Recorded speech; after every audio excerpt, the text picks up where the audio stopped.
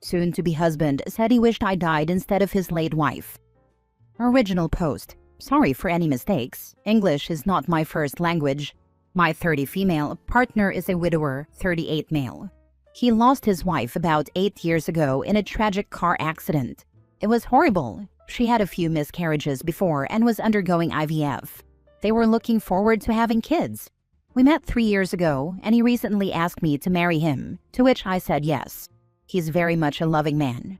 When I broke my leg, he was the one doing everything around the house, including cooking and cleaning and taking care of my health. He takes care of all my needs emotionally and financially, which he doesn't need to, but he insists I let him. Every now and then, whenever we get intimate, he calls me by her name. I honestly didn't think much of it initially because mistakes can happen, given that he was with her since high school, but it happens more often than not. He also always does subtle comparisons between his late wife and me. She was a very homely woman and a very good cook, as even agreed upon by their mutual friends. He will sometimes laugh at my cooking and tell me how she would have done it better by adding this and that. I mean, I agree I'm not that great of a cook because I learned after graduating college, and I try to improve in my free time. Recently, he did it again, and this time in front of his parents. It was so humiliating that only I know how I resisted crying on the spot. We had a huge fight a few nights ago about this, when I said that he always humiliates me in front of everyone. At first he said it was just a joke, but when things got heated, he blurted out that he wished it was me who died that night, instead of his wife. I felt 1,000 knives stabbing my heart repeatedly. He immediately realized what he said and hugged me tightly, apologizing profusely. I just stood there like a dead person. I don't know what happened to him. In the past 3 years, he has never raised his voice or said something mean to me, so how could he say something like that in a fit of rage? I mean, who says something like that? I know I could never say it even to the person I dislike the most. The last few days have been really hard. I've been avoiding him like the plague. The only time my mind is off this mess is when I'm at work. At home, he's constantly circling me and apologizing, even though I asked him not to.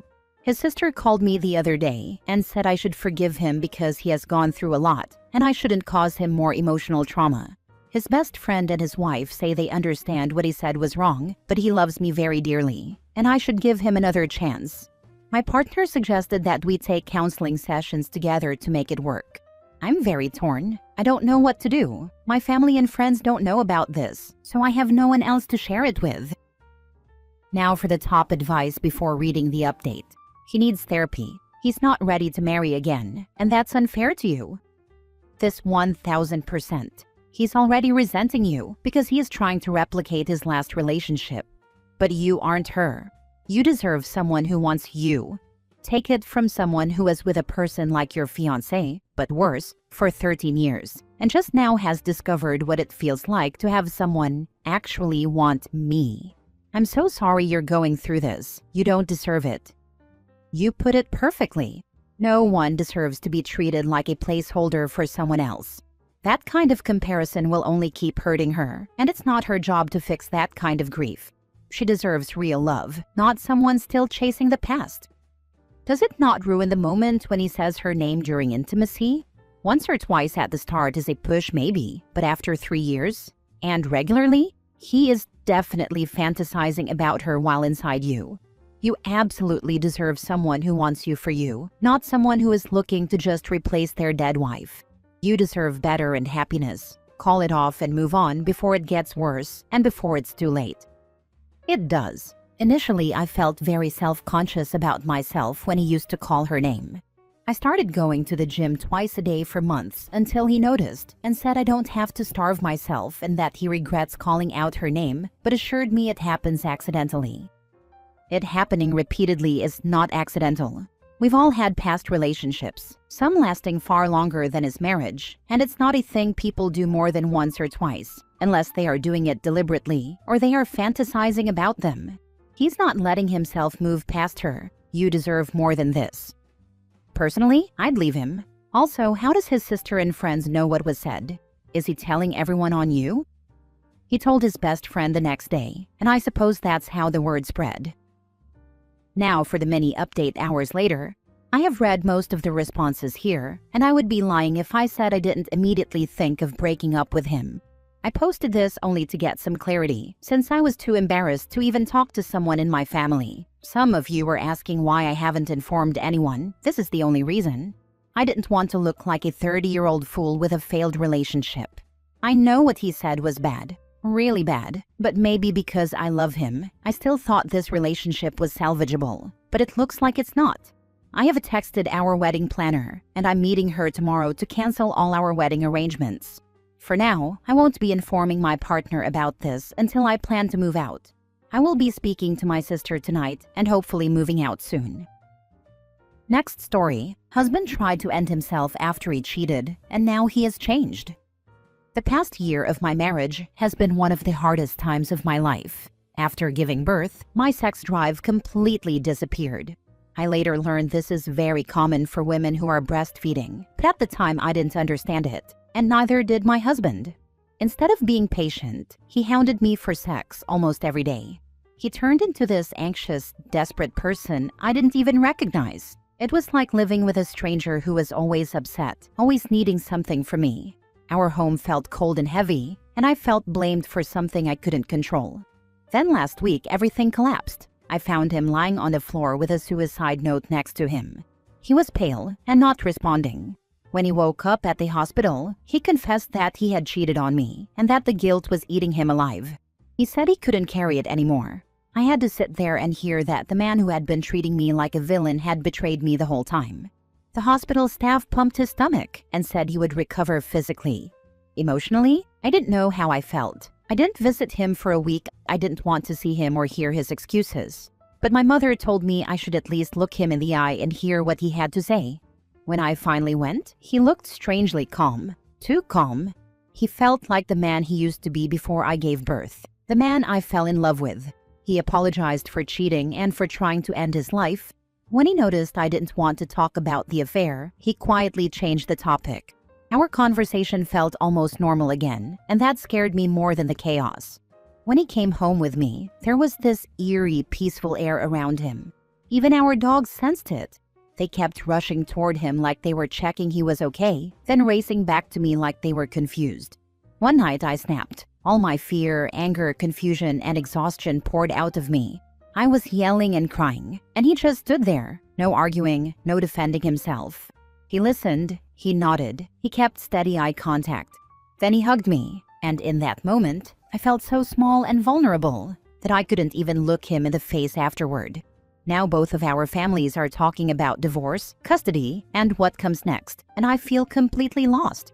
I'm not ready to make huge decisions. A part of me wants to bury my head, shut out the noise, and pretend that somehow, someday, everything will be okay again.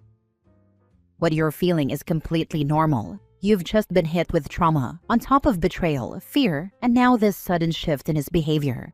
It makes sense that you feel exposed, confused, and overwhelmed. His calmness doesn't mean everything is fixed. It just means he's in a different emotional state right now, and you're still catching up to the shock of everything that happened. You don't owe anyone quick decisions. Take this one day at a time. Lean on your support system. Focus on your safety and your child's, and give yourself space to process before you even think about the future. You don't have to pretend everything is okay. You're allowed to take your time to decide what feels right for you. I never felt like this before. I never lost control and freaked out like that. There is something about him now that makes me so nervous. I just want to say to you, my ex tried to end himself when I broke up with him, then afterward was this understanding, open person. Then a week later, he started his old nonsense right back up. Genuinely, give it some time and space if that's an option for you. Also, pay attention to how he responds to the space you request. If you want to go no contact and he keeps trying to get your attention, nope. Did anyone ask you how you feel? Nope. Except for my husband. When I got mad, he, instead of getting defensive, asked me how I am feeling. I think that's why I pucked my feelings to him. Y'all both need individual therapy, like yesterday. Please get therapy for yourself. I will. Last story. I mentally broke my fiancé, and I don't think I'm ever getting her back. There's a lot of background here, but I'll try to keep it short. I, 41 male, met my now fiancé, 36 female, 5 years ago at work. She was a single mom to a 2-year-old boy and said the dad wasn't in the picture and that it was for the better. We were friends for a long time before it grew into something more. She's a truly wonderful person and I love her. With time, I learned she had been in a badly abusive relationship, both physically and emotionally, and he almost offed her twice. It took probably a year before I knew the whole story. Every time she had a nightmare, she would open up a bit more. I knew her scars before I knew the stories behind them, but I never wanted to push her. He left before she knew she was pregnant because supposedly it was safer for her. He later found out about the baby but kept his distance, as my fiancé didn't want him in their lives. They have not been in contact since before she gave birth. We know nothing about him and vice versa. We do send one yearly update about the boy on his birthday to his family, just to say he's happy and healthy. For all intents and purposes, her son is our son. I've been in his life since he was little. We raise him together. He calls me Dad, and he has my last name. I love him to absolute pieces, and I am very grateful to have such a good kid, despite his bio dad whom I have a lot of hatred toward. Still, my fiancé never truly blamed her ex for anything. She always said he wasn't a bad person, he just did bad things. I'm aware it was a trauma bond. I'm also aware that despite everything he did, when he left her all those years ago, she was out of it for weeks. I tried to understand it and couldn't, and I made peace with that a long time ago. We've rarely spoken about him for years, and she was healed and doing well.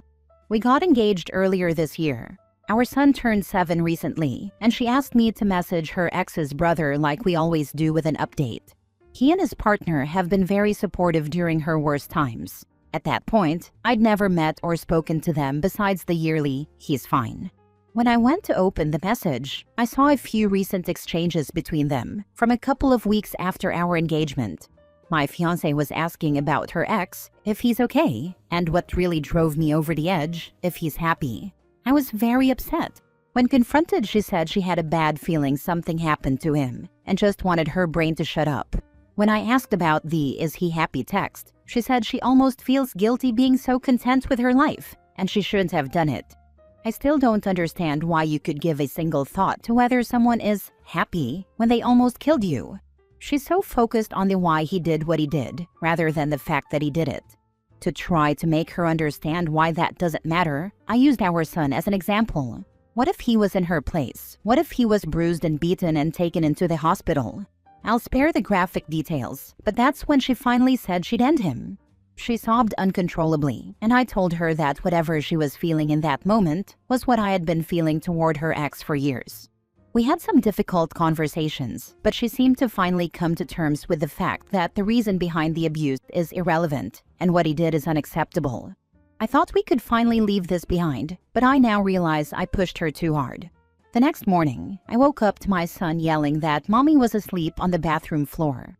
She was very disoriented, her eyes so puffy she could barely open them. She was asking where the baby had gone and believed she was pregnant. She didn't remember how she got there. She slept the rest of the day, and when she woke up, she didn't understand why it was evening already and forgot I'd found her in the bathroom. We went to the doctor the next day. She went on medication and restarted therapy. That was last month. She's been a shell of herself since. We don't talk much, and she sleeps a lot. A few days ago, she came to me asking why I'm still around, saying she doesn't deserve me. She had another breakdown. It turns out that the morning I found her in the bathroom, she had a vivid dream about some life with her ex and their son where she was pregnant. It has been consuming her for weeks. She thought she was healed but realized she had just locked everything away, and now it's grown into something else. I've never seen her so broken, and I've never felt as broken. She got worse, and I ended up calling an ambulance. One minute she was lucid, the next she was speaking as if she were back in the hospital after her ex abused her. She was taken in, and I stayed home with our son because I had no one to leave him with. I genuinely felt my heart tear in two. Even writing this now is an absolute gut punch. In trying to get her to see what he did to her, I completely broke her. I was struggling myself, and for some reason the only people I thought could help or understand were the brother and his partner. I called them that night and spoke for hours. I knew the whole story, but hearing it from their perspective was something else. I don't think I fully grasped how much damage her ex did until that night. And in trying to make it better, I made her lose the only sanity she was still holding on to. I worry we completely lost her, and I don't know how to explain to our son that I'm the reason his mom will never be the same. Edit. I know the bulk of it is not my fault. The damage was mostly done by her ex. I couldn't and can't truly imagine what she's gone through. However, she wouldn't be in this state if I had kept my mouth shut. One thing you should consider, do you have any legal rights regarding the child? Because if something more happens, and we all hope it doesn't, and you don't have any kind of legal ties to him, you could lose him. It won't matter you've been his father for the past however many years. The courts will want him with family. Yes, I'm his legal parent. Think of it like this. She is a vase. Her ex smashed her vase, and all this time she has held it together and pretended it was a perfect vase because she had pieced it together with tape. But the tape is just very poor coping mechanisms and a whole lot of ignoring how broken she is. But now the vase was filled with water and leaking. That was your love, the fantastic relationship, and the love she holds for her child. You pointed out that the water was leaking, and she couldn't ignore it anymore. Now she is left with broken pieces. First, she needs to take stock of all the pieces, therapy, and time. Then she needs to fix the vase like kintsukuroi. But that takes skill and time. So now she needs to learn the skills to heal and be given the time to heal. But since no one is born an expert, it will also involve a lot of trial and error.